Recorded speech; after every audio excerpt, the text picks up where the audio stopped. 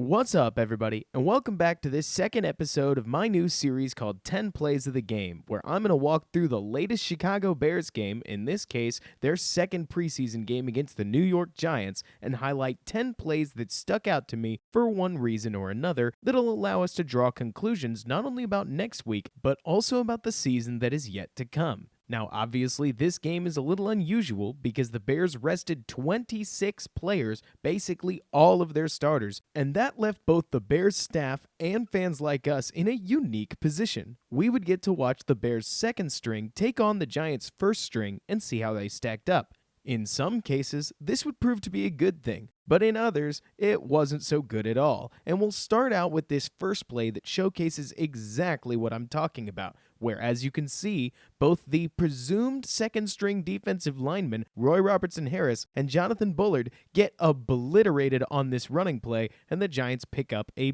big first down run. Taking a look now behind center, we can see that Roy Robertson-Harris lets the center get his hands on him immediately, and that washes Harris right on out of the play. And on the other side of things, Jonathan Bullard sells way too hard for the right side outside run, as does Josh Woods, which sets up the running back for a big gain on the ground that honestly didn't look that hard to pick up. This gave me a lot of cause for concern, as it wasn't just an isolated play either. I know I'm kind of cheating by showing more than one play in an entire format that is designed to show one play in particular, but pretty much the only guy that did anything against the run all night long was Nick Williams, who wasn't consistent, but at least he did more than Jonathan Bullard and Roy Robertson-Harris. Now this, to me, spells very bad things for Jonathan Bullard, whose only play of the night, realistically, was picking up that fumble. Roy Robertson-Harris has always been a pass rusher first and foremost, and frankly, we know he struggles against the run. Nick Williams, the run is his thing, and he showed tonight that he was pretty effective against the run here and there. Honestly, I thought he did a decent job. But Bullard, who became sort of a two-gapping interior defensive lineman run stuffer last year, did almost nothing. And that, if I'm the defensive coaches, is very, very worrying to me. In a 53-man roster that's going to be as tight as the Bears is, I don't know if they can afford to keep Bullard around, but we'll see. He's got 2 more preseason games, and I know he's not at a very good camp, so if he continues to struggle, this may be the last we see of the former third-round pick. But enough about that. Let's move on to a subject that's a little more positive with this second play featuring Duke Shelley, who has really impressed me throughout this preseason. Shelley always seems to be around the ball when it's in the air, is more than willing to contribute in stopping the run, and even had another special teams tackle, which I know I highlighted last week, but this time he showed up on the kickoff return.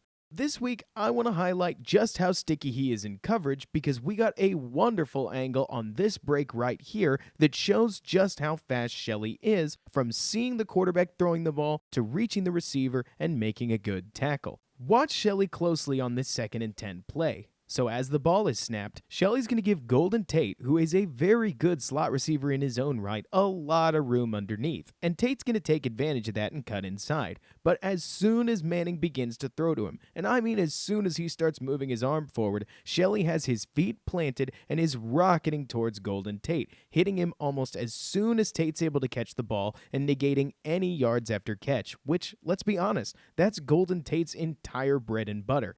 This is a great play from the young slot cornerback and shows just how well Shelley clicks and closes, which is a scouting term that refers to how quickly a cornerback is able to register that they need to get at their receiver and then how quickly they're able to close on them to make the tackle. We saw this again later in the game as Shelley missed a tackle that inevitably allowed a touchdown, but if you watch it again, his break was great. The tackle was just lacking.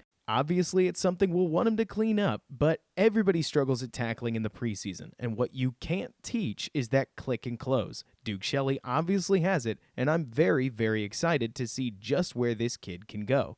Now, before we move on to play 3, let me make a statement that most Bears fans are going to agree with from the jump. Chase Daniel had a terrible night against the Giants, and this made it really hard to evaluate any receiving targets, whether that's Ian Bunting, Riley Ridley, or even Javon Wims, who we'll talk about later. Trust me. But what we did get the chance to watch was how well plenty of these players, namely the tight ends, were able to block, which works out because, let's be honest, we needed to see improvements from Ian Bunting, and we wanted to see more of what Bradley Sowell could do. And on this night, unfortunately, Bradley Sowell did not look great. Not only did he take a false start that seems to be entirely on him, but he had this terrible sack allowed to Marcus Golden, who, to be fair, is a decent NFL player in his own right and has almost 20 sacks in only 4 years, so let's not pretend that this guy's a scrub. But regardless, it's a bad play for Sowell, who gets his hands caught as he tries to extend them, never getting them inside Golden's chest, and then Golden uses Sowell's hands to pull him completely out of his stance, not only knocking him off balance, but taking away any ability for Sowell to put any weight behind his arms, meaning that Golden ends up with his momentum completely unimpeded as he gets a break on Chase Daniel and sacked him easily. This is a bad look for Bradley Sowell, who, because he's coming over to tight end from offensive tackle, you'd hope he's better able to handle edge rushers than guys like Adam Shaheen or Deion Sims, but in this snap, that obviously doesn't look like it's the case. Now, when asked on Tuesday in a press conference, Nagy asserted that Sowell is an experiment that they want to give time, so I don't know if this kills his ability to make the roster just yet, but it's certainly something to watch over these next 2 preseason games. Regardless, my personal favorite, the guy who struck me from week 1, Ian Bunting, seemed to improve a lot in his blocking, and he continued to make plays on special teams, so for all I know, the Bears may keep 5 tight ends on the roster, but that's a conversation for another time.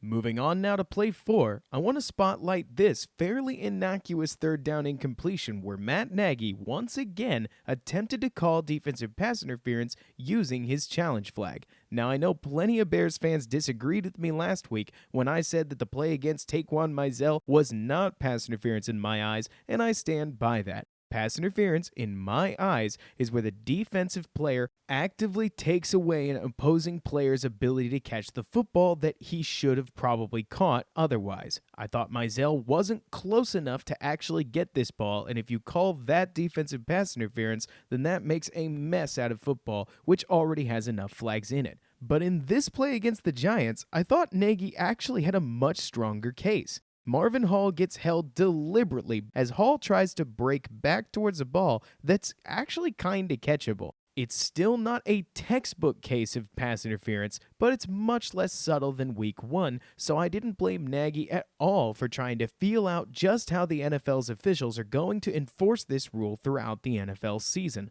Based on how quickly they came back with this ruling and then ruled that the play stood, it sure looks as if the NFL really only wants to get involved on pass interference in plays where it's as egregious as the obvious Saints-Rams situation that started this whole debacle in the first place. Great use of a preseason challenge by Matt Nagy, and I'm glad he's figuring this out because as a fan, it's really helping me figure out what I should expect from the officials going forward.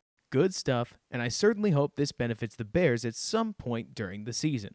Now let's move on to a play that I know tons of Bears fans want to talk about, James Vaughters' strip sack here in the second quarter.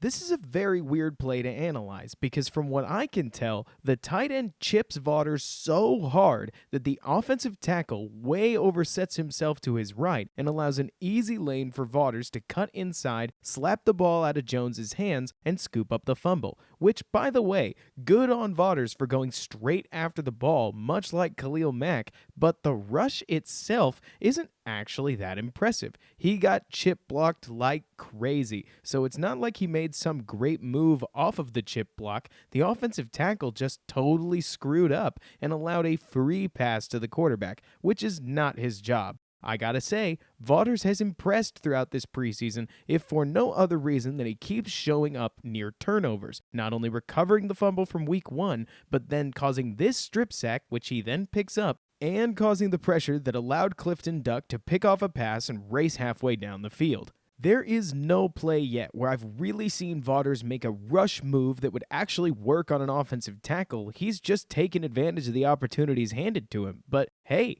that's a lot more than guys like Isaiah Irving and Kylie Fitz can say, who have done pretty much nothing throughout this preseason. Our outside linebackers are an interesting position group to watch, but Vaughters certainly helped his case in this preseason game where he effectively had a turnover by himself and then an assist on a second turnover. Again, that's all you can ask for in a position that is paid to cause chaos, so we'll have to see how that affects his future on the roster going forward. Moving on now to play 6, I know there are tons of Bears fans that are sick and tired of hearing about our kicking situation, but I would be remiss if I didn't at least mention the kick that lost Elliott Fry his job. As you can see, it's not an easy kick at 47 yards, but it's one that you've got to make if you're an NFL team that wants to make a deep run in the playoffs, and when Fry hooked it left and missed, that was it for him, and he was cut a couple days later. Look, I'm no kicking expert, but apparently this kick was everything that the Bears didn't want to see, and it was enough for them to cut the guy who, to my understanding, had been pretty accurate throughout camp. I don't think it was just because Pinheiro had outplayed Fry or anything, considering that his only 2 kicks were this absolutely admittedly beautiful 41-yard field goal straight between the uprights and this very shaky 27-yard field goal that almost looked like it might just go wide right if it had 10 more yards of distance. But based on the Bears' decision to cut Fry, I get the impression that it's either Eddie Pinheiro or it's somebody else. Who knows? Maybe it's Sly from the Panthers roster, but for now, we just know that it's not going to be Elliott Fry, and that is all we have to go on. Suffice to say, the cardiac kicking competition is far from over, even if Pinheiro is currently the only one standing. But enough about kickers. Let's talk about the 7th play that I've picked out for you, where Kerrith Whyte showed us some jaw-dropping speed on this kickoff return that was admittedly called back for an offensive hold. Now, as I keep watching the play over and over and over, one thing that really appeals to me is that this kickoff return is almost entirely based on White's speed, and it's not very well covered by the Giants. As you can see, the Giants seem to have White corralled when suddenly Isaiah Irving and this Bears player, who no matter what angle I watch, I cannot figure out who this is, block their guys and create a nice little alleyway for White to run through. And as he bursts through it, another Giant special teamer comes screaming down and reveals that he took a terrible angle and cannot do anything about Kerrith Whyte. Suddenly, White is way outside the entire pack and turns on the Jets and blows by everybody to show off that speed that has so many Bears fans excited. I gotta be honest, I'm not entirely sold on White as a running back because as I watch him, he just doesn't seem to have the wiggle that makes a running back in the NFL. But with plays like this, more credit to him, he shows that not only could he theoretically be dangerous as a future kick returner because we know the job's going to Cordero Patterson right now, but also he's displaying a speed that, just like I talked about with Ian Bunting, makes him hard to cut, because that to me is the key when it comes to a guy making the roster. It's not about is he good, it's about is he too good to cut, and White may just be that way as he continues to make big plays that show he's got NFL speed. This is a great return by White. Obviously, it's too bad that it had to come back, but thankfully a rep is a rep. And since the points don't actually count in the preseason anyways, great individual efforts like this are bound to get recognized. Now let's move on to play 8, where Javon Wims reminds us that he is having a very, very good camp and preseason by extending his arms and snaring this ball thrown inside by Chase Daniel to set up a really short 27-yard field goal for Eddie Pinheiro at the end of the half. To me, the most interesting thing about this route is that Wims doesn't actually gain a ton of separation, but that doesn't stop him from using his long arms and his big body to reach out and trap this football for a really long gain right when the Bears were looking for it. This shouldn't really surprise us. Wims was basically everywhere throughout this game whenever Daniels needed it, but this gain was just a nice reminder that Javon Wims has looked like a man among boys out there in both training camp and the preseason, and he is ready to go whenever the Bears should need anything from him. But it's not just the catch that I want to talk about, because the snap for the spike afterwards happened so quickly and so effectively by the Bears that I think that deserves praise too. See, when Javon Wims catches this ball, the Bears offense only has about 10 seconds to set up, get in formation, snap the ball, and spike it to kill the clock. And they do. They do it really seamlessly, hustling all the way up the field, about 20 yards give or take, and immediately getting into position so quickly that they're able to kill the clock with just 1 second left, almost stealing 3 points. This is efficiency at its finest, and I don't want to draw too much from it, but that's the mark of good coaching. Everybody knew exactly how they were going to do this, and they pulled it off perfectly with a real running clock and real cameras rolling. Again, I don't want to draw too much from this, but this is really cool to see, and I think it bodes well for the Bears in the future as they approach late game situations. But now let's move on to play 9, where I want to talk about not only Rashad Coward's injury, but also the general play of our backup tackles, which hasn't been great. As you can see in this play, Cornelius Lucas is responsible for a really atrocious hold after getting beat on his left-hand side, and not to mention the theoretical better of the two swing tackles, Rashad Coward, who looked not very good in that first game of the preseason, gets hurt here on a friendly fire play that nicks up his left elbow, and as of Tuesday, August 20th, has not gotten better. I certainly hope it'll get better. I'm not worried about this injury for the long term, but you don't want to see guys that matter getting hurt, and it's especially worrying that Rashad Coward is probably our swing tackle at the moment, considering that he hasn't played very well and is only 2 years removed from being a defensive lineman. Lucas hasn't looked a whole lot better, so swing tackle depth is definitely something that you should keep your eye on as the Bears approach that 53-man roster deadline. And finally, for play 10, let me talk about a play that I didn't actually catch until the second time I watched this game, and oh boy, did it make me upset. Now, you may remember that early in the third quarter, the Bears' punt team took a delay of game. But do you know why? Take a look at this frame right here. How many players do you see on the field? If you count quickly, you should be able to spot 10 players, the missing player being Ryan Nall, who, as you can see in the bottom of your frame, emerges and talks to Chris Tabor quickly at the end because he realizes that he is way too late to get on the field and knows he's supposed to be out there. That, Bears fans, is your punt unit right now. That's our special teams, and it's a unit that took 4 penalties on special teams alone in just one game. Duke Shelley blocked a man out of bounds when he's not supposed to, 2 people held, one of which wiped out a kickoff return touchdown, and this delay of game that just seems to give the impression that the Bears special team units have no idea what they're doing. And I wish that I could be nicer about it, but boy, this is so bad. In a game where they took, again, 4 penalties, and the Bears special teams need to be better because they were one of the weaknesses of the Bears in 2018. I don't feel great about this special teams unit in 2019.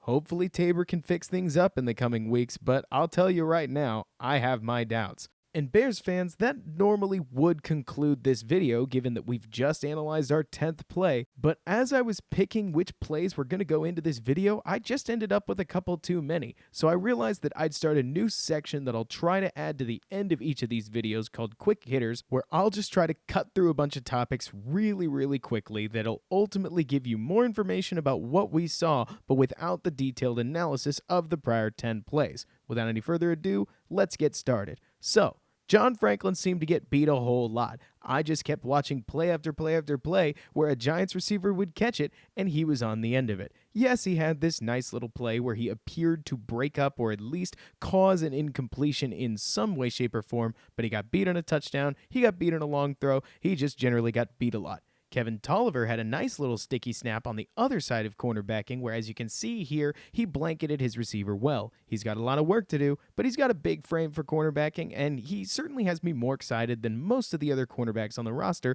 that aren't already starting. Sherrick McManus was always making the roster in my eyes, and his punch fumble absolutely secured that. It was an awesome play that shows that he's starting to understand how to attack downhill like a safety should, and I think that bodes well for not only his positional transition, but obviously his roster chances. Just a fun play, well worth the watch. Kwiatkowski struggled again in coverage, taking not only a really nasty defensive pass interference and getting beat a couple of times, but generally looking ineffective throughout the game. I have no idea what his roster status really is going to be when all things are said and done, but I don't like him right now and would much rather have KPL or Josh Woods. I wouldn't really want Iebuniwe because he didn't have a great game, but goodness, if he doesn't display that he can cover, I don't know what he does. Even though he had this defensive pass interference, he also matched feet well with a whole lot of players that most linebackers would lose, and that should be something to build on if he didn't hit so doggone high and generally have poor instincts when it comes to getting washed out of plays. Gosh, I hope he puts it together, because his athletic profile and his ability to cover are really something you can work with in the modern NFL, but boy oh boy, I'm just not excited about E.A. Booneway. I want to be, but I'm not. Ian Bunting is, as I mentioned earlier, becoming one of my quick favorites. He had 3 more special teams tackles. He's obviously a big size profile, and he blocked really hard throughout the game. I think that bodes well for his roster chances. He certainly is making a strong case to be the 5th tight end on this roster, but if you want a better reasoning there, go check out my podcast on Windy City Gridiron. And finally, last and least, I think we've finally seen the end of Taquan Mizell in Chicago. I think we always knew it ever since he transferred to a loaded wide receiver position, but 2 fumbles in a preseason game, especially on back-to-back series, is just unacceptable, and I can't imagine that he's making this roster. And that, Bears fans, is truly all I have for you. Did you like what I have to say? Do you disagree with any of my analysis? Did I miss your favorite play from the game? Let me know in the comments section below. And if you liked this video, please like it, because that's the only way that YouTube knows that it's good, and that helps promote this video for other Bears fans all throughout YouTube and the internet. If you like what I have to say, be sure to get on Twitter and follow me. Given how long it usually takes me to put one of these videos together, Twitter is where you're going to get a much faster update and in-game commentary on how I think the game is shaping up so far. It's been a blast putting this together. I hope you enjoyed it. So until next week, bear down, and thanks so much for bearing with me.